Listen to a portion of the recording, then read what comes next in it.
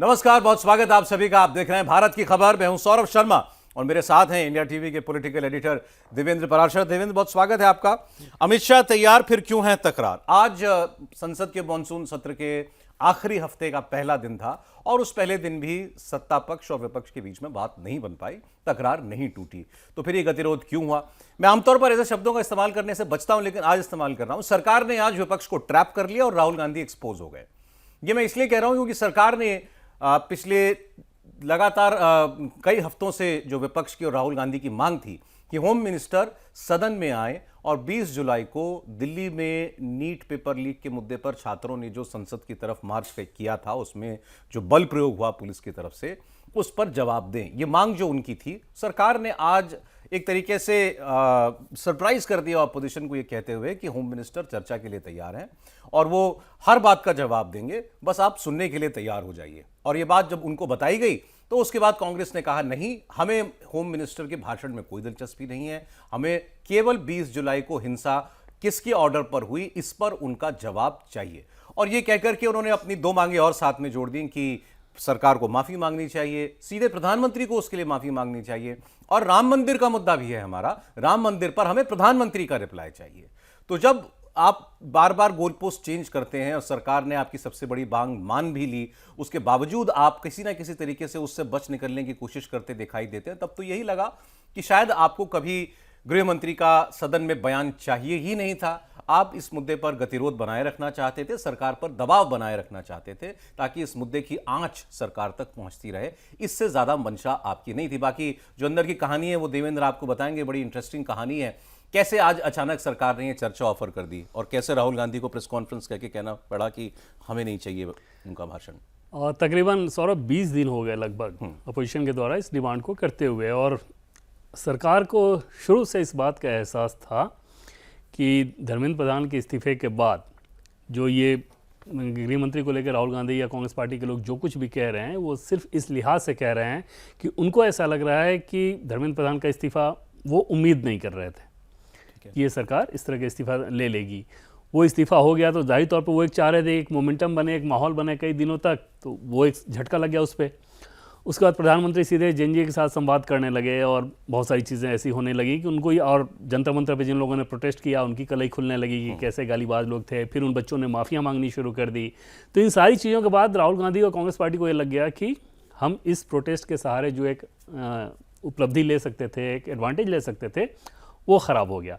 तो वहाँ पर फिर उन लोगों ने गृहमंत्री अमित शाह के ऊपर दबाव बनाने की कोशिश, और सरकार को शुरू से ये इल्म था, ये इस बात का एहसास था कि ये सिर्फ एक नया गोल पोस्ट क्रिएट किया जा रहा है।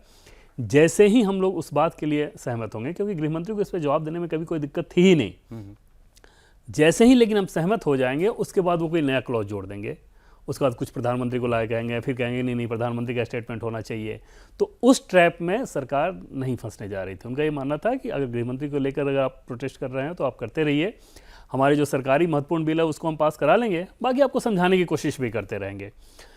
आखिरी सप्ताह जब बचा तो उसके बाद फिर सरकार के रणनीतिकारों की ये स्टडी बनी कि क्यों ना जो बात उनको बंद कमरे में कही जा रही है, ये समझाया जा रहा है कि भाई जवाब और चर्चा ये कोई मसला नहीं है, ये हो जाएगा, शांतिपूर्वक तरीके से हाउस चले तो सही।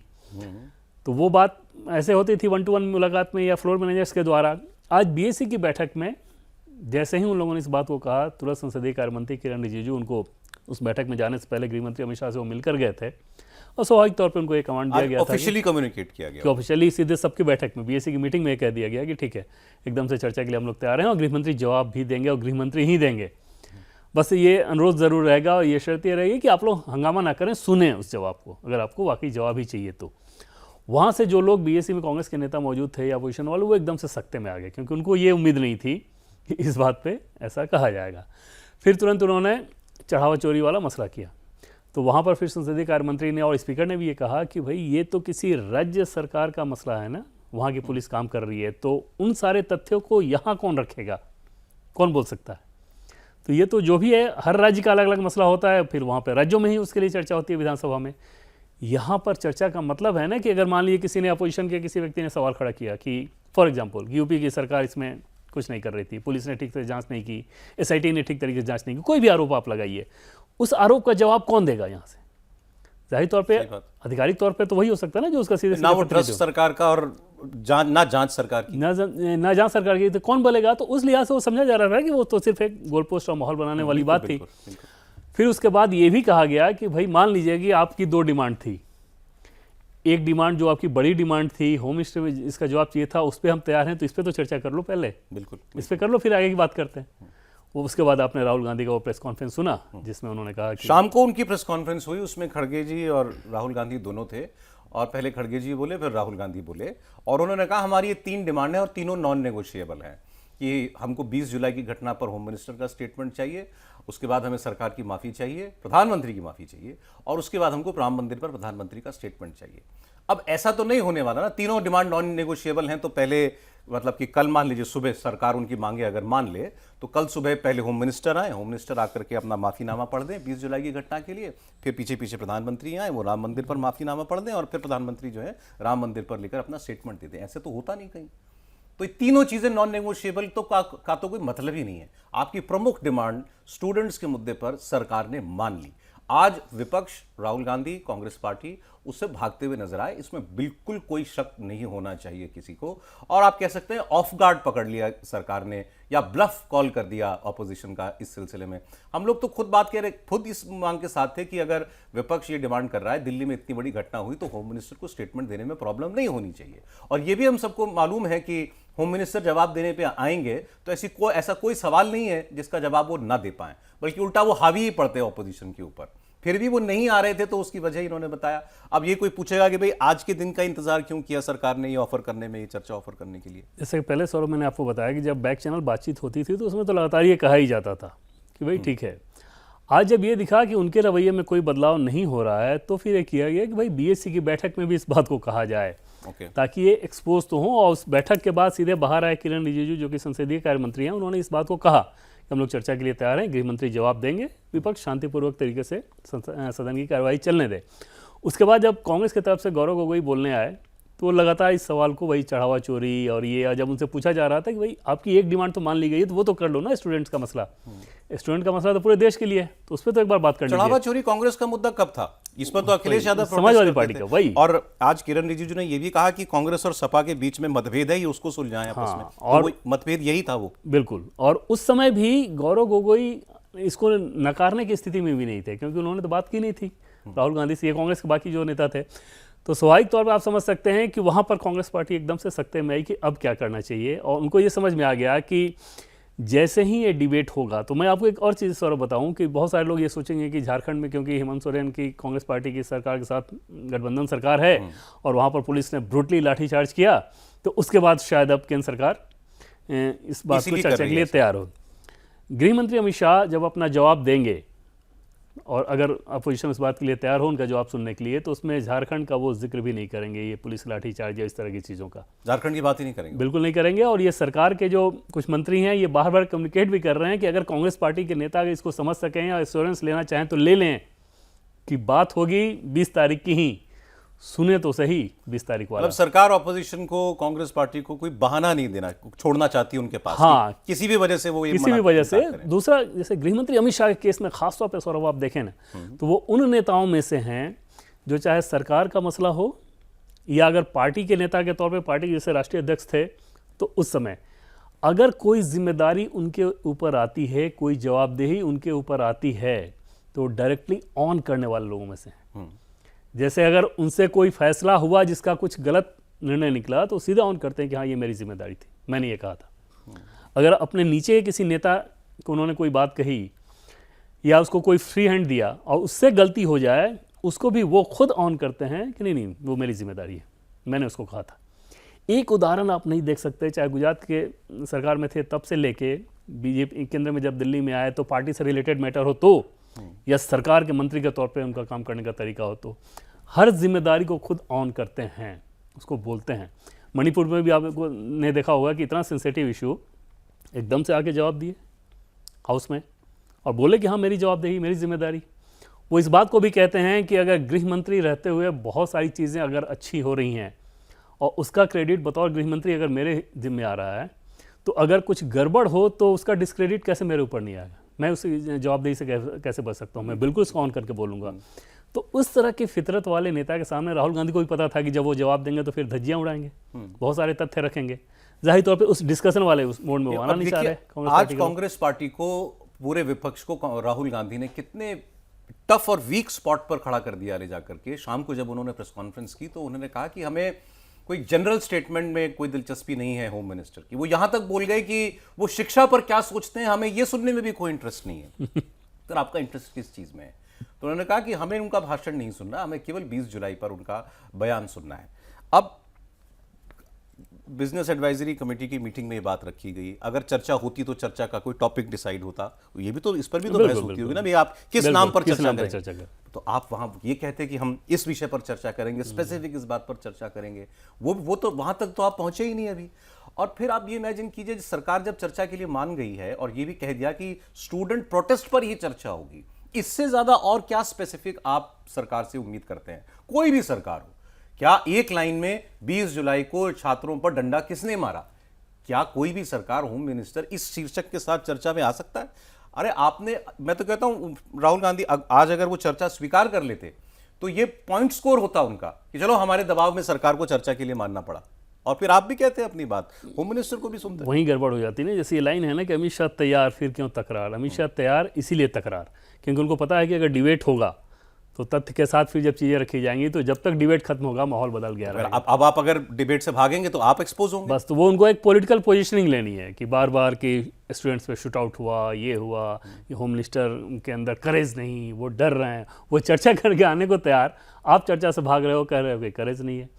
तो आप कह सकते हैं कि राहुल गांधी के बारे में जो कहा जाता है कि आरोप लगाओ भागो, आरोप लगाओ भागो, ये वाली रणनीति यहाँ भी शूट एंड स्कूप, हाँ, वो चलते हुए नजर आ रहे हैं कि उनको सुनना ही नहीं है उसमें। अब 3 दिन रह गए इसमें, इस सत्र के अंदर कोई उम्मीद है कि कल परसों तरसों कुछ डिस्कशन हो? नहीं सौरभ, क्योंकि आज जैसे बीएससी की बैठक इसी लिहाज से होती है कि आप आगे का पूरा एजेंडा तय कर लेते हैं और उसके बाद हाउस में रख के उसको अप्रूव करा लिया जाता है। तो बीएससी की बैठक में जिस प्रकार से रहा और शाम में राहुल गांधी ने जो प्रेस कॉन्फ्रेंस करके जो बातें कहीं, तो उसके बाद वो सीधे समझ में आ रहा है कि उनको डिस्कशन को लेकर कोई उसमें उत्साह ही नहीं है। और सरकार के हिसाब से देखिए तो सरकार के अंदर एक तरह से आप कहें कि फ्लेक्सिबिलिटी ये नज़र आ रही है कि FCRA बिल, डिलिमिटेशन, ये सारी चीज़ें सरकार के एजेंडा में थी हैं, लेकिन इस सेशन में जैसे मान लीजिए अगर वो होता नज़र नहीं आ रहा है तो सरकार वहाँ पर बैकफुट पर भी जाने को तैयार नज़र आ रही है। ये नहीं कि वो जिद पे अड़े रहे। आज भी सरकार के एक बड़े सोर्स का ये कहना था कि जहाँ तक नंबर्स की बात है 366 हम लोगों ने लगभग टारगेट करके रखा है और वो हमारे पास है। और हमें उस बिल को, चाहे वुमेन रिजर्वेशन बिल हो या डिलिमिटेशन, इसको पास कराने के लिए कांग्रेस पार्टी के सपोर्ट की ज़रूरत नहीं है, लेकिन हम चाहते हैं कि अच्छे माहौल में डिस्कशन हो, उसके बाद ही इस बिल को पास कराया जाए। FCRA के बारे में ये कहना है कि जो खासतौर पे क्रिश्चियन को लेके जो भ्रम फैलाया गया, क्रिश्चियन बॉडीज़ को जो फॉरेन से डोनेशन आता है तो उसका कुल हिस्सा क्रिश्चियन बॉडी के हिसाब से 17% उनके पास जाता है, बाकी 83% तो दूसरे के लिए है, यानी कि नॉन क्रिश्चियन लोगों के लिए। फिर वो एक भ्रम फैलाने की कोशिश की जा रही है। कुछ भी इस बिल में ऐसा नहीं है जो कि उनके ऊपर कोई एडवर्स इम्पैक्ट डाले। सरकार की तरफ से, अपोजिशन की तरफ से ये कहा गया कि लोकसभा स्पीकर की तरफ से उनसे कम्युनिकेट किया गया कि अगर बिल आए और उसके बाद JPC को भेज दिया जाए तो क्या आप लोग इसके लिए तैयार रहेंगे? कांग्रेस पार्टी का अब ये कहना था कि नहीं, हम JPC बिल चाहिए, बिल चाहिए नहीं, बिल विड्रॉ कर लिया। सरकार तैयार है वरना JPC में भेजने के लिए? सरकार था कि अगर JPC में ही भेजना है तो ठीक है कि जितने क्लॉज हैं उस पर ठीक से डिस्कशन हो जाए।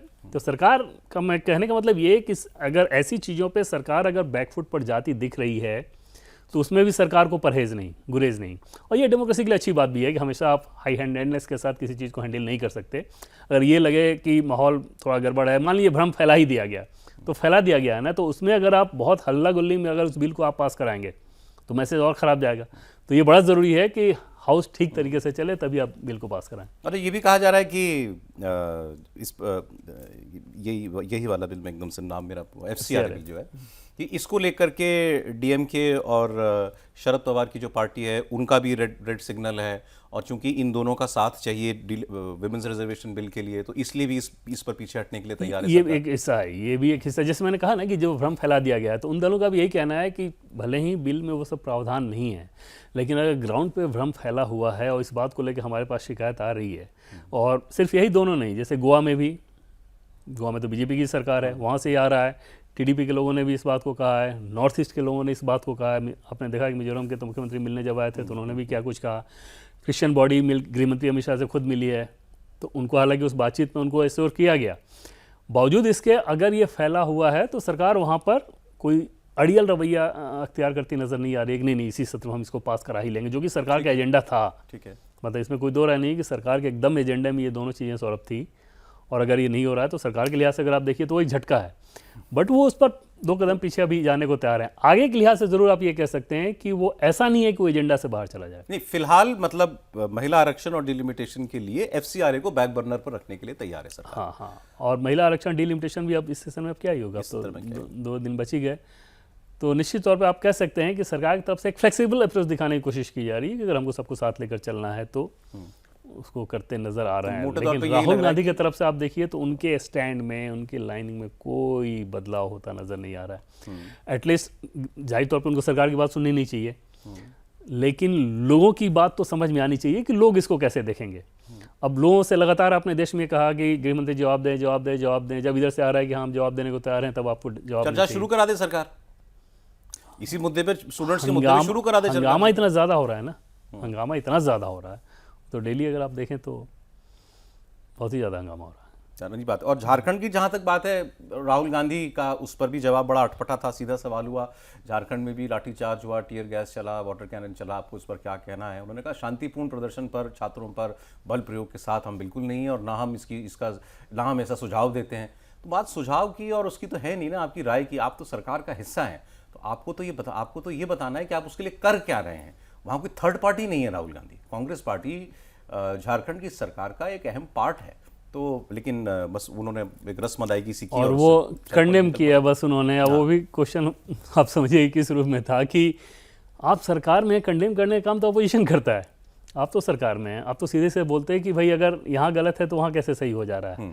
लेकिन अब समझा जा सकता है कि वो तो सिलेक्टेड अप्रोच ही रहा है ना, कि अगर हमारे स्टेट में हो रहा हो पेपर लीक और इस तरह की चीज़ें तो हमें उससे मतलब नहीं, बीजेपी रूल्ड स्टेट में हो रहा है तो हमें उससे बहुत ज़्यादा मतलब है। तो कुल मिलाकर पॉलिटिकल प्रिज्म से देखने की कोशिश होती है, और उसमें गलत भी नहीं है। अपोजिशन की पार्टियां अगर इसी तरह से करेंगी या कोई भी पॉलिटिकल पार्टी हो, लेकिन अगर आपने किसी मुद्दे पर इतना हाई मॉरल ग्राउंड ले रखा है ना, तो फिर बड़ी मुश्किल हो जाती है अगर आप खुद को बचाने। समस्या वही है कि हाँ कि भाई ये पॉलिटिकली भले ही आप वैसा ही काम कर रहे हैं जो कोई पॉलिटिकल पार्टी करती, लेकिन फिर लोगों की नज़र में आप ज़्यादा एक्सपोज होते नजर आते। वो अगर ये भी कहते कि I will talk to Hemant and tell you what is the problem, हाँ, तो भी बात समझ में आती। उस मैसेजिंग की ज़्यादा ज़रूरत थी कि मैं आज ही बात करूंगा, बहुत सख्ती के साथ ये करूंगा, वो कुछ भी आप उस तरह से कहें वो करते नज़र नहीं आए। वो एकदम से ऐसा लगा कि बस एक सवाल का जवाब टाल के आगे बढ़ जाओ। अच्छा, आज एक और खबर आई है, वो भी बहुत इंपॉर्टेंट खबर है कि एक तो वहाँ क्या मांग कर रहे हैं बच्चे की, एक छात्र का वो एक इम्तिहान का प्रीलिमिनरी जो एग्ज़ाम था उसको रद्द कर दिया गया, एक दूसरा एग्ज़ाम है उसको रद्द करने की मांग कर रहे हैं। उसमें सरकार कोर्ट का हवाला दे रही है कि कोर्ट की मॉनिटरिंग में एग्ज़ाम हुआ, इसलिए उसमें हमारा कोई सही नहीं है, हम नहीं, वो उसको रद्द करना हमारे हाथ में नहीं है। दूसरा वो सीबीआई जांच की मांग कर रहे हैं। सीबीआई जांच के लिए हेमंत सोरेन सरकार तैयार नहीं है फॉर ऑब्वियस रीजंस, क्योंकि वो जांच फिर केंद्र के पास आ जाएगी, और फिर अगर उसमें फिर वो जांच फिर उसके तार कहीं तक भी जा सकते हैं, तो उसमें फिर बड़े लोग भी आ सकते हैं। तो इसलिए शायद हेमंत सोरेन अनकंफर्टेबल है सीबीआई इंक्वायरी ऑर्डर करने के लिए। लेकिन ईडी की एंट्री ऑलरेडी हो चुकी है, क्योंकि ईडी तो सीआईडी की एफआईआर पर भी उसने वो जांच कर सकती है, तो ईडी ने जांच संभाल ली है अपनी। आज खबर ये है कि ईडी केवल झारखंड के पेपर लीक की जांच नहीं करेगी, ईडी देश भर में हर राज्य में जहां जहां ऐसे वाकये हुए हैं हर जगह की जांच करेगी। और केंद्र सरकार इसमें बिल्कुल न्यूट्रल दिखाई देना चाहती है, तो उसमें आसाम भी शामिल किया गया, उसमें राजस्थान भी शामिल किया गया, महाराष्ट्र भी, बहुत सारे राज्य हैं जिनकी सबकी जांच ईडी द्वारा की जाएगी। ये कहने का किसी के पास नहीं चारा रहेगा कि भाई आप तो विचंट कर रहे हो, इस राज्य में कर रहे हो दूसरे राज्य में नहीं कर रहे हो, तो मेरा राज्य तुम्हारा राज्य, इस तरह की चीज़ें नहीं होंगी। और ईडी उन सारे मामलों की जांच करेगी, तो स्वाभाविक तौर पर सौरभ जैसे मनी ट्रेल जैसे ही दिखता है ना, तो फिर वहाँ पर मामला गंभीर होता नजर आएगा। और वो चीज़ झारखंड की सरकार के लिहाज से अगर बात करें तो अभी तक अगर वो बच रही है इन सारी चीज़ों से, सीबीआई जांच की सिफारिश नहीं कर रही है, तो वजह यही कि उनको भी ये पता है कि इसमें बहुत सारे अपने भी लपेटे में आएंगे। जैसे सीआईडी जांच आप कराते हैं, तो सीआईडी क्योंकि सरकार की एजेंसी है, आपके कंट्रोल में है, तो उसके हिसाब से सोचिए जेपीएससी का पूर्व चेयरमैन जिसने इस्तीफा दिया वो गिरफ्तार हो रहा है। आज जेपीएससी का चेयरमैन गिरफ्तार हो रहा है, का मतलब समझते हैं आप? यूपीएससी के चेयरमैन की गिरफ्तारी का मतलब जरा सोचिए कि केंद्र सरकार की जितनी नियुक्तियां होती हैं, जितने इम्तिहान होते हैं, वो सब उस सब का हेड वो गिरफ्तार हो रहा है। अगर तो मतलब जैसे राहुल गांधी ने भी एक वीडियो बना के कहा कि दाल में कुछ काला नहीं, दाल ही काली है, तो वही झारखंड में हो रहा है, दाल ही काली है। अगर जेपीएससी का चेयरमैन गिरफ्तार और होगा ये तो? 17 महीने के मात्र 17 महीने के तकरीबन कार्यकाल में ये चीज़ हो रहा है। और इससे पहले 2-3 बार उनसे पूछताछ की गई है। जाहिर तौर पे सीआईडी के लोगों को उनसे पूछताछ में बहुत सारी चीज़ें मिली होंगी, उसके बाद आप गिरफ्तार करते हैं। तो उस गिरफ्तारी के बाद कैसे वहाँ पे सीधे सरकार और मुख्यमंत्री की जवाबदेही नहीं। अब इसकी तुलना कीजिए धर्मेंद्र प्रधान वाले मामले से, नीट वाले मामले से।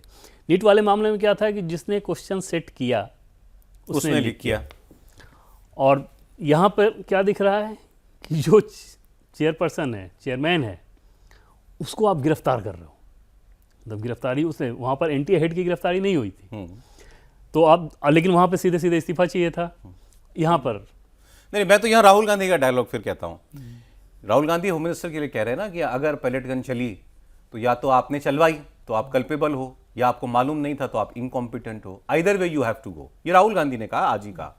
इसको हेमंत सोरेन पर लागू करके देखिए। जेपीएससी का चेयरमैन नौकरियां बेच रहा था अगर, तो या तो हेमंत सोरेन को मालूम था तो आप कल्पेबल हैं, आपको नहीं मालूम था तो आप इनकॉम्पिटेंट हैं। Either way you should go. बिल्कुल लॉजिक वहां भी ये वहाँ भी सीधे होने चाहिए। और वैसा ऑफिसर जो कि सीधे सीधे मतलब आपसे जुड़े हुआ, मतलब जेपीएससी, उसके बाद मुख्यमंत्री और सरकार, वही होता है। उन दोनों के बीच में तो कोई और है नहीं। तो वहाँ पर तो सीधे दिख रहा है कि उनकी गिरफ्तारी अगर हो गई तो वो तार फिर उससे ऊपर जाने चाहिए। और सौरभ, वो पूछताछ जो बातचीत हो रही है, जो पूछताछ हुई है इससे पहले, उन्होंने बहुत सारी ऐसी चीज़ें कही हैं जो कि पब्लिक डोमेन में आगे आने वाले दिनों में आएगी, तो फिर आपको हैरानी होगी और उसमें आप तक बहुत ज़्यादा बवाल मचेगा। उनमें से कुछ चीज़ें हम तक पहुँची हैं, क्योंकि उसके सीधे सीधे सबूत नहीं है, लेकिन उन्होंने ये बताया है कि ये फैसले में कैसे लेता था, कहाँ कोठी से फ़ोन आता था, नाम भी उन्होंने बताया कि कौन सा व्यक्ति मुझे फ़ोन करता था। अच्छा, किसी बड़े आदमी की ओर इशारा कर रहे हैं। हाँ, कि मैंने उनके कहने पे किया जो किया। वहाँ से फ़ोन आता था और ये व्यक्ति हमें फ़ोन करता था। तो इस तरह की चीज़ें जब हो इसमें कोई रही डाउट हों, नहीं है ना कि वहां तो नौकरियां बेची जा रही थी। इसमें कोई भ्रम ही नहीं सौरभ कि उसमें शुद्ध रूप से बेचा जाता था। और झारखंड में वही नहीं, झारखंड की अगर आप बात करें तो एक थोड़ा सा अंतर करना पड़ेगा आपको नीट पेपर से। नीट में पेपर लीक हुआ, और पेपर लीक जिन्होंने किया उन्होंने पेपर बेचा। यहां पेपर लीक हुआ, पेपर तो लीक हुआ ही हुआ, उससे पहले ही पेपर बता करके नौकरियों का सौदा हो गया था। ये नौकरी तुम्हारी, इतने पैसे दीजिए और आपको ये नौकरी, इतने पैसे दीजिए आपको ये नौकरी। और चपरासी से लेकर अधिकारी तक सारी नौकरियां वहाँ पे झारखंड में बहुतायत में ऐसे ही होती हैं। मतलब उसका इम्तिहान से कोई लेना देना नहीं था। नहीं, वो तो सब सेट हो गया जाता है और बाकी एग्ज़ाम सिर्फ एक औपचारिकता, एक प्रक्रिया के तहत पूरी की जाती है। तो और ये हर लेवल पर होता है, और उसके लिए रेट हमें ये बताया गया कि 20-25 लाख से लेकर 1.5 करोड़ रुपए तक जाता है। तो जितने जिसके पास पैसे रहे, और वो सारा असंतोष इकट्ठा हुआ जो कि इस केस में वो जो, अच्छा यही एग्ज़ाम नहीं, सीडीपीओ के एग्ज़ाम में पता चला कि एक यूपी से सारे लोगों का सिलेक्शन हो रहा है। अभय तिवारी जो कि यहाँ पर यूपी के रहने वाले, उसमें एक ही ज़िले के 3-3 लोग, उनके जानने वाले लोग, उनकी फैमिली के लोग किसी एग्ज़ाम में कम्पीट कर रहे हैं। तो इस तरह से चीज़ें जब आ रही हैं सामने, तो उसमें सीधे दिख रहा है कि कितना कुछ हुआ है। जो लोग दिल्ली में इतना, जिन्होंने नीट के पेपर लीक पर इतना बवंडर खड़ा किया, कामयाबी से खड़ा कर लिया, इस्तीफा ले लिया केंद्रीय कैबिनेट मिनिस्टर का, बड़ी बात है, लेकिन वो सब यहाँ पर खामोश हैं। डंडे चलें तो वो खामोश हैं। यहाँ क्या कह रहे थे कि ब्लैक लिस्टेड कंपनी ने, जैसे सीबीएसई वाला मामला हुआ, तो ब्लैक लिस्टेड कंपनी थी, उसने कैसे सीबीएसई की वो कराया, वो स्कैनिंग वगैरह वाला मामला जो था। यहाँ भी ब्लैक लिस्टेड कंपनी इम्तिहान करा रही थी, झारखंड में भी। और इसमें सबसे बड़ी चीज़ और आप देखें ना कि जो अच्छी चीज़ें थी कि भाई पेपर लीक अगर हुआ तो उसके खिलाफ सख्ती होनी चाहिए, ये लीक ना हो, ये सारी चीज़ें ठीक है। लेकिन जो इकोसिस्टम जंतर मंतर पर नीट पे काम कर रहा था, उस इकोसिस्टम के स्टैंड को देखें तो झारखंड में एकदम से आपको गायब नजर आएगा। तो अब इससे तो ये साबित होता है कि वो दिल्ली में तो वो एजुकेशन के लिए थे ही नहीं। बिल्कुल। और एक बहुत बड़ी कॉन्स्पिरेसी के तहत कि कैसे इसका डिजाइन किया जा रहा है, कई नाम ऐसे आएंगे कि जहाँ बोस्टन से पढ़ के आए हैं दीपके, वहाँ के लोगों ने कैसे उनकी मदद की, पूरा एक डिज़ाइन तैयार किया गया है, कैसे नारे गढ़े गए, किस प्रकार से इंस्टाग्राम का सहारा लिया गया, कैसे वो कैंपेन चलाया गया, वो सारी चीज़ें एक डिज़ाइन के तहत की गई। झारखंड में क्योंकि वो होता नज़र नहीं आ रहा है, तो उसमें आपको फिल्म स्टार नज़र नहीं आ रहे हैं। उनके बयान, अचानक फिल्म स्टार को भी चिंता होने लगी थी जंतर मंतर के प्रोटेस्ट को लेकर। तो वो तो एक एस्पेक्ट एकदम से दिख रहा है कि जंतर मंतर पे के प्रोटेस्ट से बहुत सारे छात्र भी प्रभावित रहे होंगे। नीट पेपर लीक, बहुत सारे छात्र प्रभावित रहे होंगे, और वो होना ही नहीं चाहिए। लेकिन इनकी वेदना का इस्तेमाल पॉलिटिकली मोटिवेटेड लोगों ने कहा किया, जो कि अरविंद केजरीवाल ने खुद ही जब कह दिया कि वो तो नरेंद्र मोदी को ठोकने आए थे। हाँ बिल्कुल, वो नीट हैंडल बन गया केवल उसका, एक लीवर बन गया उसका। अगर क्योंकि अगर वो उसके पीछे जो लोग थे उनकी मंशा केवल और केवल स्टूडेंट्स का हित होता तो वो झारखंड में भी खड़े होते। वो जाते हैं और ओवरऑल ये बात होती है कि हाँ भाई इसमें किसकी जवाबदेही, क्या करना चाहिए, लेकिन वो होते नजर नहीं आ रहा। अच्छा, ऐसा नहीं है कि ये कोई नई चीज़ है। उसी समय प्रोटेस्ट के दरमियान ही जब पंजाब को लेकर पूछा जाता था तो वो चुप्पी साध लेते थे, और उसके बाद उन लोगों के जितने बयान देखे इसी तरीके के बयान। ये सीजेपी वालों की क्रेडिबिलिटी के लिए ये पूरा प्रकरण जो है बड़ा नुकसानदेह साबित हुआ है मेरे ख्याल में। भाई आप एक्सपोज हो गए ना कि दिल्ली में बोलोगे और यहाँ नहीं बोलोगे, ऐसा कैसे? आज पूरा दिन जो है लोग सड़कों पर जो है वहाँ पर छात्र पिटते रहे, और दिल्ली में कैसे कैसे इमोशन लेके क्या क्या चीज़ है। ऐसा लगता था कि एकदम स्टूडेंट कॉज के लिए इनसे बड़ा चैंपियन तो कोई होगा नहीं, इन लोगों से बड़ा। फिर वही कॉज वहाँ झारखंड के लोगों के लिए क्यों नहीं आ रहा है आपके पास? ना राहुल गांधी ने वीडियो बनाया, ना केजरीवाल जी ने वीडियो बनाया उनके लिए, वहाँ के लिए। सीजेपी वालों का जो है अभी तक थकान नहीं उतर रही है तो वो पहुँच नहीं पा रहे रांची। अच्छा, पॉलिटिकल पार्टी सौरभ ना करे तो समझ में आता है। जैसे बीजेपी के हिसाब से अगर देखें तो बीजेपी झारखंड में जो प्रोटेस्ट कर रही है दिल्ली में वो नहीं कर रही थी, तो पॉलिटिकल पार्टी का तो ठीक है कि भाई तुम तो अपनी सुविधा के हिसाब से ही करते रहो, करोगे। लेकिन जो दूसरे न्यूट्रल बनकर जो करते हैं ना, उनके लिहाज से उनका एक्सपोज होना ज़्यादा आई ओपनर वाली चीज़ें हैं कि जिनको भी ये भ्रम रहा होगा कि ये प्रोटेस्ट कोई बड़ा ऑर्गेनिक प्रोटेस्ट था जंतर मंतर वाला, ये छात्रों के कॉज के लिए सिर्फ किया जा रहा था, उनका भ्रम दूर हो जाए। लास्टली आपको क्या लगता है, हेमंत सोरेन के पास कुछ अभी भी एग्जिट है, रास्ता है कोई उनके पास, या माननी ही पड़ेगी उनको? माने अब इतना के बाद वो और ज़्यादा दबाव का इस्तेमाल ही करते नजर आएंगे। आज रात में भी मुझे लगता है कि वो पता नहीं, पुलिस हो सकता है कि बल प्रयोग करे और ये करे, क्योंकि वो ऐसी जगह पर आ गए हैं कि यहाँ से फिर अब उनके लिए पीछे जाना मुश्किल होगा।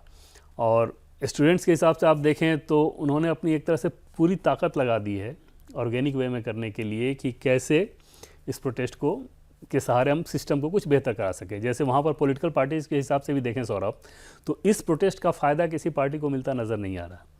बीजेपी के लिहाज से भी देखें तो अखिल भारतीय विद्यार्थी परिषद शुरू में तो इससे दूर ही रहा था, 10 दिन के बाद तकरीबन वो इसमें पढ़ते नज़र आए। लेकिन वो छात्र इतने सजग हैं, संजीदा हैं जो प्रोटेस्ट कर रहे हैं कि उन्होंने इसको पॉलिटिकली एकदम दूर रखा है। और झारखंड के शहर शहर में ये बात फैल चुकी है। और झारखंड के लिहाज से सौरभ ये ज़्यादा ज़रूरी इस लिहाज से है कि ऐसा नहीं है कि इन्हीं सालों में ये सब कुछ हुआ। उससे पहले भी अगर आप देखें तो बहुत गड़बड़ियाँ होती रही हैं। तो बड़ा ज़रूरी है कि सिस्टम को एकदम से क्लीन किया जाए, और वो क्लीन करते हुए हेमंत सोरेन की सरकार नज़र नहीं आ रही। उनकी सबसे बड़ी गलती ये है कि आप अभी भी उसी तरह के ढर्रे को चलाते नजर आ रहे हो कि मुझ तक बात ना आए तो चलो उसकी गिरफ्तारी करवा दो, 1 महीने बाद जिनका कार्यकाल खत्म ही हो रहा है उनका इस्तीफा ले लो, ये सब आप करते नजर आ रहे हैं। चलिए, तो दोनों बातों पर निगाह रखेंगे हम भी और आप भी रखिए। हेमंत सोरेन इस मुसीबत से कैसे निकलते हैं, और दूसरा कि कल पार्लियामेंट में क्या होता है। देवेंद्र, बहुत शुक्रिया आपका स्टूडियो में आने के लिए। भारत की खबर देख रहे थे आप, आज इतना ही।